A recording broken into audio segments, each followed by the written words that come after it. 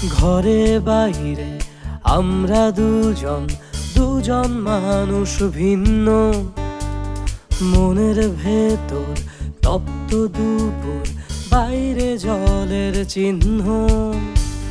তোমার জন্য দুই পৃথিবী ভালোবাসায় ঘেরা, তোমায় ছাড়া ঘরে বাইরে হয় না আমার ফেরা।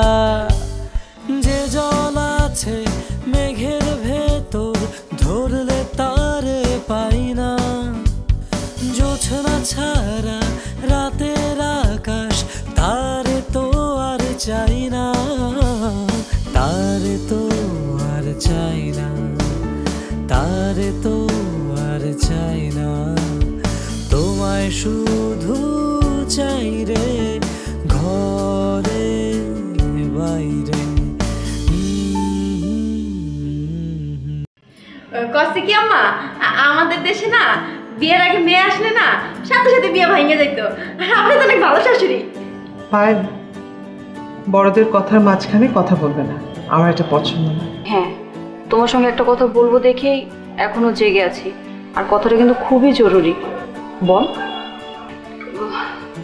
ওই যে আমাদের লোপা মেয়েটা আছে না, আমার কেমন যেন ওর না খুব সন্দেহ হয়। কেন?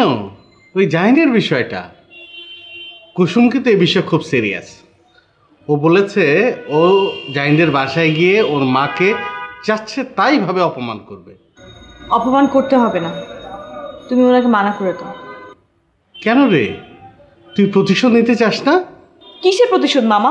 আমার তো নিজের উপর রাগ হচ্ছে। আমি কিভাবে এই ধরনের একটা বোকামি করে বসলাম? আমি তো আপুর মতো না। তুই অনেক বুদ্ধিমতী মেয়ে, আবেগে গা ভাসাস না।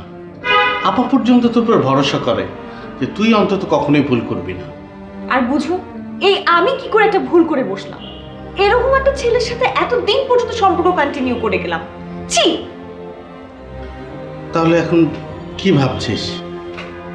মেডিটেশন করব। এই ছেলের নাম নিশানা সবকিছু আমি আমার মাথা থেকে ডিলিট করে দিই। আর এর জন্য যদি আমাকে কষ্ট করতে হয়, আমি কষ্ট করব। তাহলে কি আবার নতুন করে প্রেম করবি? হ্যাঁ করব। ব্যাটে বলে মিলে গেলে আজকেই নতুন প্রেম করব। জাহিনকে আমি দেখিয়ে দিতে চাই ও কি হারিয়েছে। কি বলিস তুই?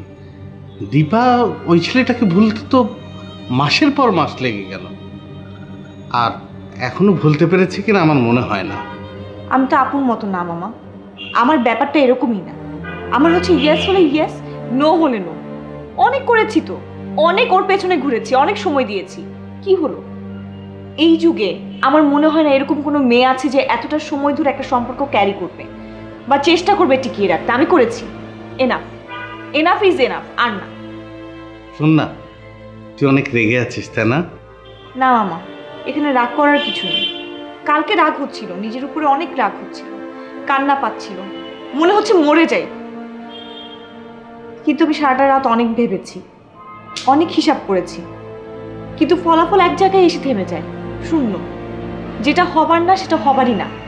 No means no, clear no. এখানে কোনো ডাউট নেই, ইয়েস হওয়ার কোনো পসিবিলিটিসই নেই। তোর মা থাকলে মনে হয় তোর জন্য অনেক ভালো হতো, তাই না রে? একদমই না। মা নেই বলে আমি ঠান্ডা মাথায় নিজেকে নিয়ে ভাবতে পেরেছি। আপু আমাকে কোন ডিস্টার্ব করে, আর এই ডিসিশন আমার ঠান্ডা মাথার ডিসিশন। সো এটা নিয়ে আর কোনো কথা হবে না। তুমিও এটা নিয়ে আর কোনো কথা বলবে না, ঠিক আছে? ঠিক আছে, ঠিক আছে। দেখো কি ভিডিও দাও।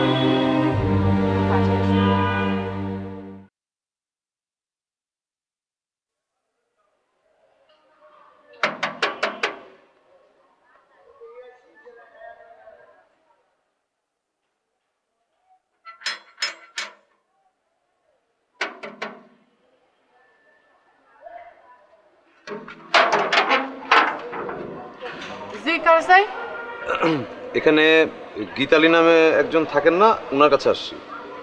জি থাকে। আপনি দাঁড়ান, আমি ভিতর থেকে পারমিশন নিয়ে আসি। জি আপনি দাঁড়ান।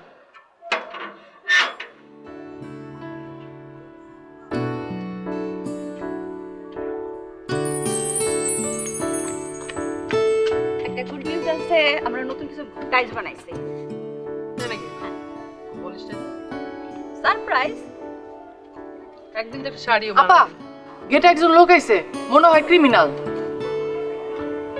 এই সুমি যা তো, যে দেখ কে এসছে।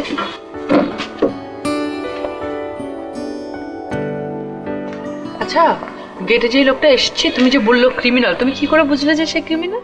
ওই যে আপনি কইছেন না আপনি ক্রিমিনাল নিয়ে লেখালেখি করেন, সাংবাদিকতা করেন। আরে বাবা, আমি তোমাকে বলেছি যে আমি আসলে বেসিক্যালি ক্রাইম রিপোর্ট করি। তুমি তো না বুঝে বলে ফেলেছো, এই জন্য ব্যাপারটা শুনতে অন্যরকম লাগছে। আপনি কার কাছে আসছেন? আমি গীতালির কাছে আসছি। আপনার পরিচয়? আমরা একসাথে কাজ করি, আমি ওর কলিগ। আমার নাম মামু। ও আচ্ছা, আসুন। জি।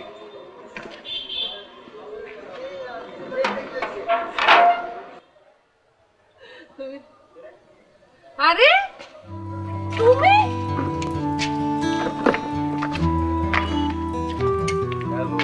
তুমি এখানে চলে আসছো, মানে কি? হ্যাঁ চলে এলাম। কি করবো, এই অসুস্থ শরীর নিয়ে বাসায় বসে থাকতে থাকতে বোর হচ্ছিলাম। একবার ভাবলাম যে অফিস যাই, পরে হঠাৎ করে মনে হলো এখানে চলে এসে তোমাকে সারপ্রাইজ দিই। I am really surprise. খুব ভালো করেছো এখানে চলে এসছো, কিন্তু আজকে তো নির্ঝর ভাই নাই। নির্ঝর ভাই থাকলে তোমাকে নির্ঝর ভাইয়ের সাথে পরিচয় করিয়ে দিতে পারতাম। আচ্ছা ও হচ্ছে সুমি। হ্যাঁ আপুর সাথে গেট দিয়ে ঢুকতে ঢুকতে আলাপ হলো। আর ওইটা হচ্ছে লোপা। লোপা উনি হচ্ছেন মামুন, আমার কলিগ। উনিও আমার মতো সাংবাদিক, ক্রাইম রিপোর্টার। আসসালামু আলাইকুম ভাইয়া, চা দিব? ওয়ালাইকুম আসসালাম। হ্যাঁ এসছি যখন চা তো খাবোই, একটু পরে খাই। আচ্ছা টিনা কোথায়, তোমার মেয়ে? তিনা তিনা হচ্ছে, তোমাকে বললাম না সেদিন, ওকে একটা রেসিডেন্সিয়াল স্কুলে দিয়েছে। আপু আজকে কিন্তু তিনাকে নিয়ে আসলে খুব ভালো করতাম। আরে না না, ওকে আনা যাবে না, ওর পরীক্ষা চলছে তো। পরীক্ষার সময় নিয়ে আসলে পড়াশোনার ঝামেলা হবে। তুই শোন, এক কাজ কর, চায়ের পানি দে, ওকে সাথে করে নিয়ে যা, একটু নাস্তা টাস্তা বানাও, তোকে হেল্প করবো। যা। আপা আমার তো আজকে ক্লাস আছে, যাইতে হইব।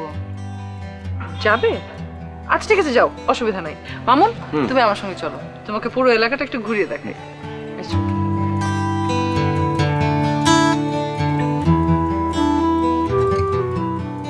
তুমি তাদেরকে ফলো করছো কেন? ওইটা আমার বয়ফ্রেন্ড, তাই না? তুমি সবসময় কি একটু বেশি বোঝো? চলো আমার সঙ্গে। যাইতাছি। আসো।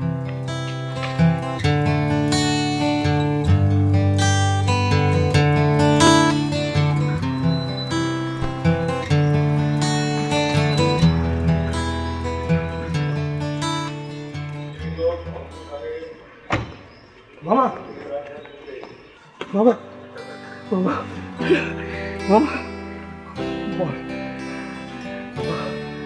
মামা, তুমি মানে আপনি কে? আপনাকে আমি চিনতে পারছি না। আপনি আমাকে চিনতে পারছেন না? না। আমি রিয়াদ। রিয়াদ? রিয়াদ নামে কাউকে আমি চিনি না। আপনার মনে হয় ভুল হচ্ছে, আপনি মনে হয় ওই বাসায় এসেছেন। আমি কারো মামা না। দীপার মা? আমি দীপা শিখার মামা, কিন্তু আমি অন্য কারো মামা না। মামা আমি তো ভুলতে পারিনি, আপনাদের সবার ভালোবাসা আমি ভুলে যাইনি। এতগুলো দিনে একটি বারের জন্য আমি দীপা, শিখা, আন্টি আমি কাউকে বলতে পারিনি। আপনারা হয়তো আমাকে ভুলে গেছেন, আমাকে তো বলারই কথা। আমি যে কষ্টটা একটা ছেলে, আমি যত বড় পাপ করেছি, আমার একটা ভাবিকে ভোলার কথা আমি ভুলতে পারিনি। রিয়াদ তুমি মামা আমি অনেক বড় অন্যায় করে ফেলেছি, আমাকে সুযোগটা দিন ক্ষমা চাইবার। কারণ আমি কিন্তু মরেও শান্তি পাবো না মামা। এখানে মরার কথা কেন আসছে রিয়াদ? না না, আমার ক্ষমা চাইতে হবে মামা, আমার ক্ষমা চাইতে হবে। আপনি দীপা তো নেই। নেই মানে? কি হয়েছে দীপার? মামা দীপার কি হয়েছে? না মানে ও এখন বাসায় নাই। আমি তো আচ্ছা, আন্টি নিশ্চয় আছে, আন্টির সাথে আমি দেখা করতে চাই। আপনি জানেন আমি আমার মাকে ছেড়ে চলে এসেছি। আমার মায়ের সামনে গিয়ে আমার আন্টির চেহারাটা ভেসে উঠেছিল। আমি এই আন্টির কারণে চলে এসেছি। আমার বিশ্বাস আমি আন্টি জড়িয়ে তুই যে ক্ষমাটা চাই না, আন্টি আমাকে ক্ষমা করে দেবেন। আমি আন্টির সাথে দেখা করি একটু আন্টির সাথে প্লিজ। আপা তো বাসায় নেই, গ্রামে গেছে দীপাকে সাথে নিয়ে। কবে ফিরবে? আমি বলতে পারবো না, পারভেজ বলতে পারবে। পারভেজ? হ্যাঁ হ্যাঁ হ্যাঁ, ভাইয়া ভাইয়ার সাথে আমার কথা বলো তো, আমি তার কাছে ক্ষমা চাইতে চাই। আমি তুমি তুমি পারভেজের সামনে গেলে কিন্তু পারভেজ মেরে ফেলবে আমাকে, তা আমাকে মেরে ফেলবে? আমার মেরে ফেলাই তো উচিত আমাকে, মামা আমাকে তো মেরে ফেলা উচিত। আমি তো সেই কাজটাই করেছি। তারপর আমি ভাইয়ের সাথে দেখা করতে চাই, তার সাথে কথা বলতে চাই। আমাকে না, পারভেজের সাথেও দেখা হবে না, ও নাই, ও মিশনে গেছে।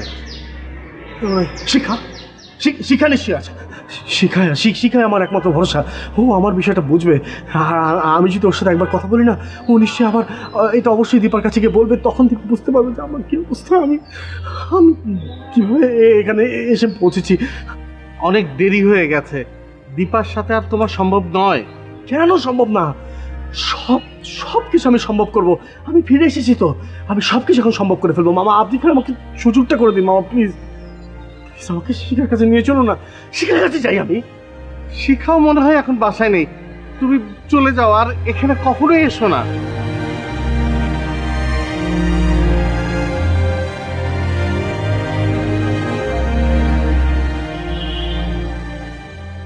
ঠিক আছে, ঠিক আছে বাবা, আমি আর এখানে আসবো।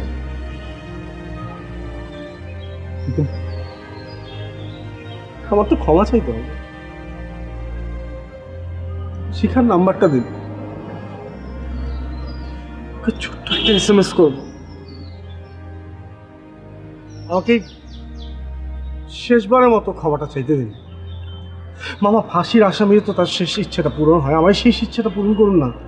আমি তো ক্ষমাই চাইতে চাইছি, আমাকে এই সুযোগটা দিন না মামা। আচ্ছা তোমার ফোনটা দাও, নাম্বার দিচ্ছি, কিন্তু একটা শর্ত আছে, তুমি আর এই বাসার সামনে কখনোই আসবে না।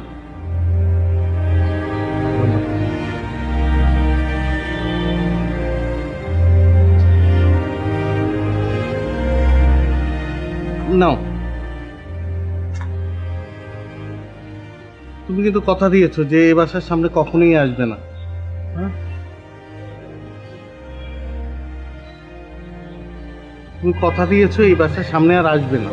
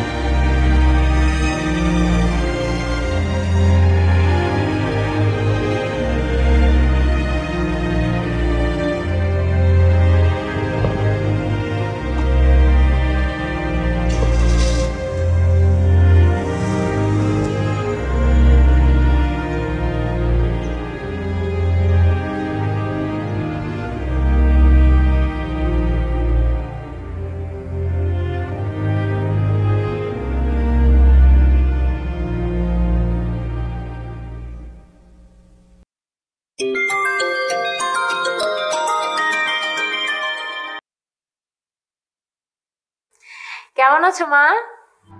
নাতাশা, তোকে এরকম ছোট মনিটরে দেখতে একদমই ভালো লাগছে না রে।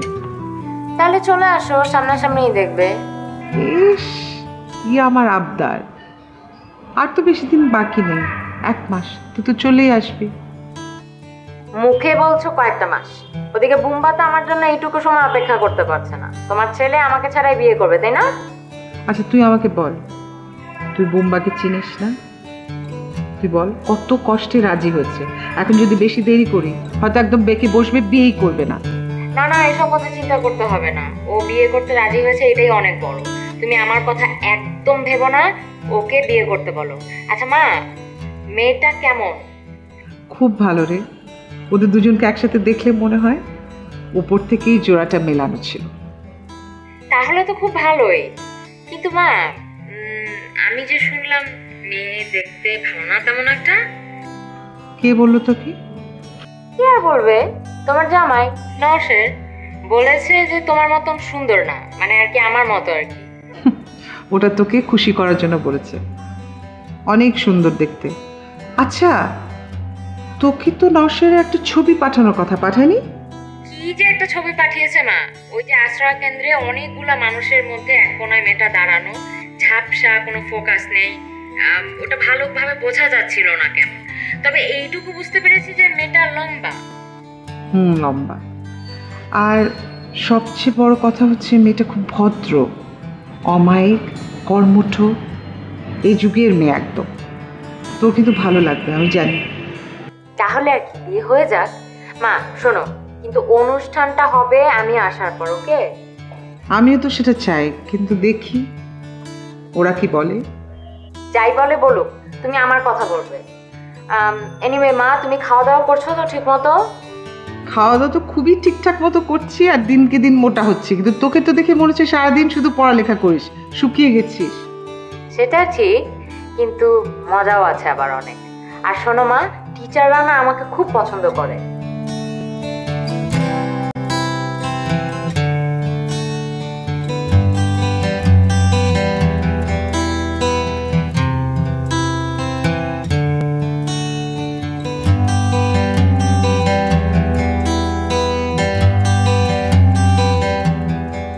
জায়গাটা কিন্তু সত্যি অনেক সুন্দর, অনেক শান্তির জায়গা, কিন্তু তোমার জন্য অনেক দূর হয়ে যায়।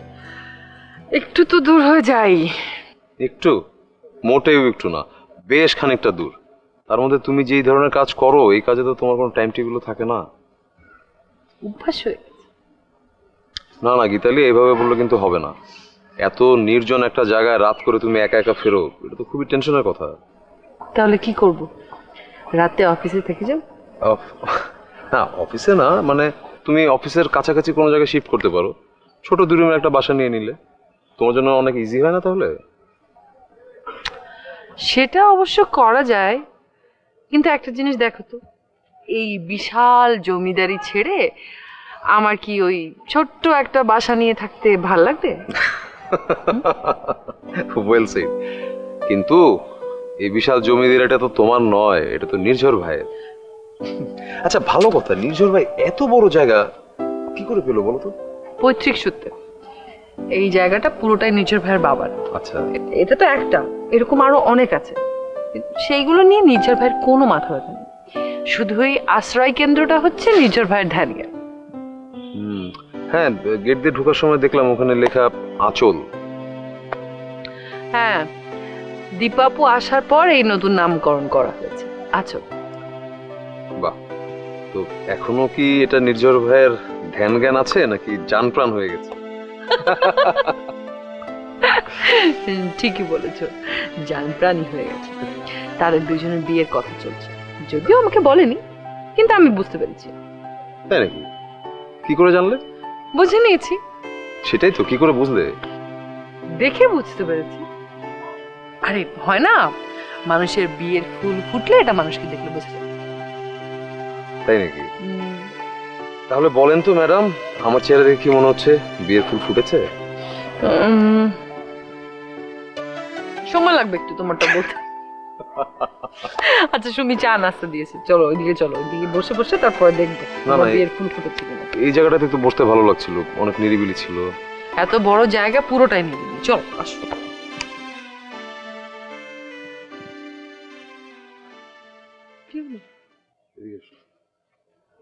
কি হয়েছে?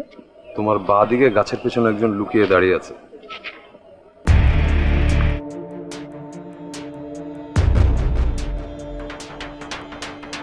নির্ঝরের বিয়ের নতুন করে কথাবার্তা কি হলো এগুলো আমার সাথে শেয়ার করতে চাচ্ছেন না বা করছেন না? না না, এভাবে বলো না নওশাদ। দেখো, আমি ওর ভাইকে বলেছিলাম যে ওর মার সাথে কথা বলে একটা ডেট ফিক্স করে আমাকে জানাতে। ওই যে ওই ছেলেটা, ওই যে কি জানি নাম, দীপার বয়ফ্রেন্ড ছিল। কি? রিয়াদ ভাইয়া? হ্যাঁ হ্যাঁ হ্যাঁ, সে ঢাকায় আছে। মামা তুমি ভূত টুত দেখনি তো?